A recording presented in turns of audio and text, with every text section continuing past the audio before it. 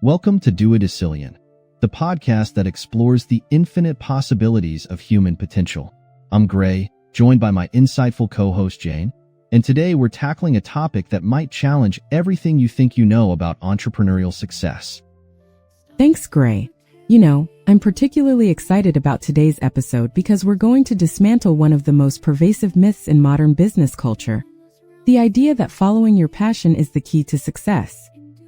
Exactly, Jane. And I can already hear some of our listeners thinking, but wait, hasn't every successful entrepreneur talked about the importance of passion?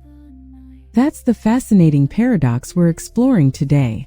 While passion is undeniably important, we've discovered it might be more of a companion on the journey rather than the North Star many believe it to be. Let's dive right in with a provocative statement. Following your passion is often a direct route to financial struggle. Now, before our listeners close their podcast apps in protest, let me explain why this is actually an empowering revelation. Gray, I've been thinking about this a lot. It seems we've created this almost romantic notion of entrepreneurship. This idea that if you just follow your heart, the money will naturally follow. Right? It's like we're living in a business fairy tale. But here's the reality check. I've personally built companies based purely on passion, and want to know what happened? Tell us. They tanked. Completely. And it wasn't because I didn't work hard enough, or because I wasn't passionate enough. It was because I was asking the wrong questions entirely. Can you elaborate on those wrong questions? Instead of asking, what do I love doing? I should have been asking, what problems are people desperately trying to solve? When I finally shifted to that market-first mindset, everything changed. The company I built from that perspective, it exploded in a good way. This reminds me of a fascinating study I recently came across. It showed that about 42% of startups fail because there's no market need for their product or service. Not because of lack of passion or effort, but simply because they built something nobody wanted badly enough to pay for. That's a crucial point, Jane. And it leads us to what I call the market reality principle. The market doesn't care about your passion. It cares about its problems. But isn't there a risk of this approach leading people to build soulless businesses just for profit? That's where the magic happens, actually. Let me share something counterintuitive. When you solve real problems that people care about, you often develop a deeper, more meaningful passion than if you had started with your personal interests. Can you give us an example? Take Blake Mycoskie, the founder of Tom's Shoes. He didn't start with a passion for shoes. He started with a problem he observed: children in Argentina needed shoes. The passion developed as he saw the impact his solution had. So it's almost like passion is a byproduct of meaningful problem solving rather than a prerequisite for it? Exactly. And this brings us to something incredibly practical I want to share with our listeners: the billion-dollar research hack. Oh, I've been waiting for this part. You mentioned something about consulting firms? Yes, and this is absolutely game-changing. You see, most entrepreneurs make the mistake of trying to brainstorm ideas in isolation, or worse, trying to guess what the market wants. When the research has already been done for them. Precisely. Major consulting firms like PwC, Capgemini, Deloitte, and others regularly publish comprehensive white papers about market disruptions and opportunities. These reports are essentially roadmaps to billion-dollar opportunities. But why would they give away such valuable information? That's the brilliant part. These firms aren't targeting entrepreneurs like us. They're using these reports as lead magnets for Fortune 500 companies, hoping to land massive consulting contracts. So we're essentially getting high-level market intelligence for free? Exactly. Let me break down how to use this hack effectively.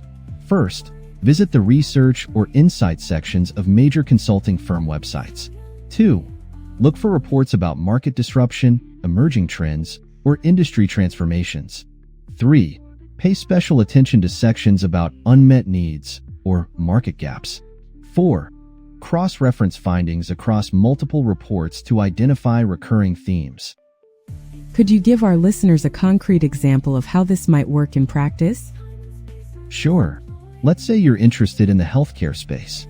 You might find reports showing that there's a massive gap in mental health services for remote workers. That's not just data, that's a potential business opportunity. This brings up an interesting question, Gray. How do you bridge the gap between identifying these opportunities and actually building a successful business? That's where we need to talk about what I call the purpose-passion integration framework. It's a 4-step process. First, identify a validated market need through the research we discussed. Second, assess your capabilities and resources to address that need.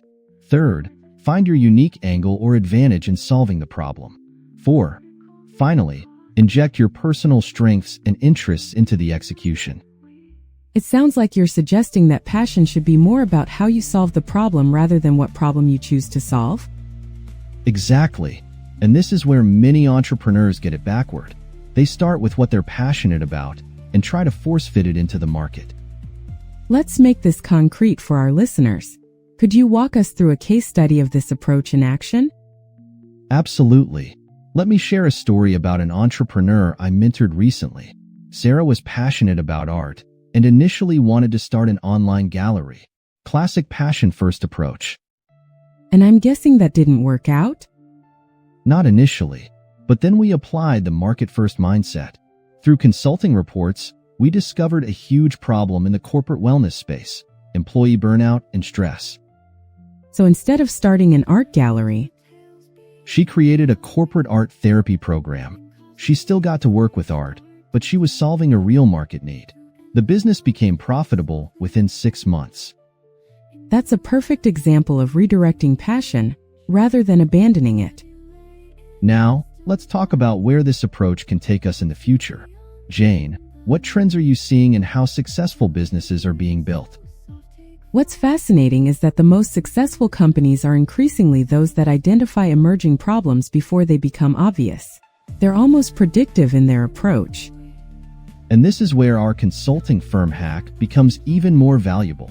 These reports often predict market shifts years before they become mainstream. Which means our listeners could potentially position themselves ahead of these shifts. Exactly. It's about being proactive rather than reactive in business creation. Let's break this down into actionable steps for our listeners. What should they do tomorrow morning to start applying these insights? Great question. Here's your step-by-step action plan. 1. Start with the consulting firm hack. Spend at least 2 hours reviewing recent market reports. 2. Create a list of the top 3 recurring problems you see across different reports. 3. For each problem, ask yourself, can I realistically create a better solution? 4. Research existing solutions and identify their weaknesses. 5. Finally, consider how your personal strengths could improve upon existing solutions.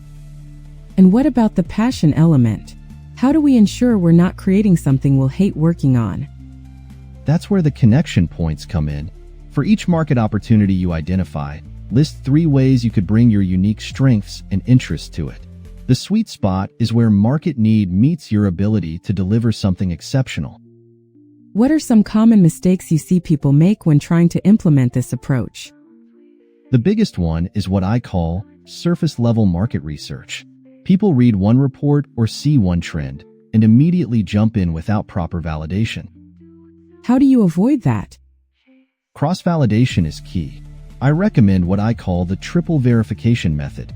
1. Consulting firm reports for macro trends. 2. Direct customer interviews for ground-level validation. 3. Competitor analysis to understand existing solutions. As we wrap up, I want to leave our listeners with this thought.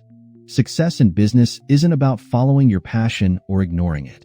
It's about finding where your capabilities intersect with market needs, then bringing your passion to how you solve those problems.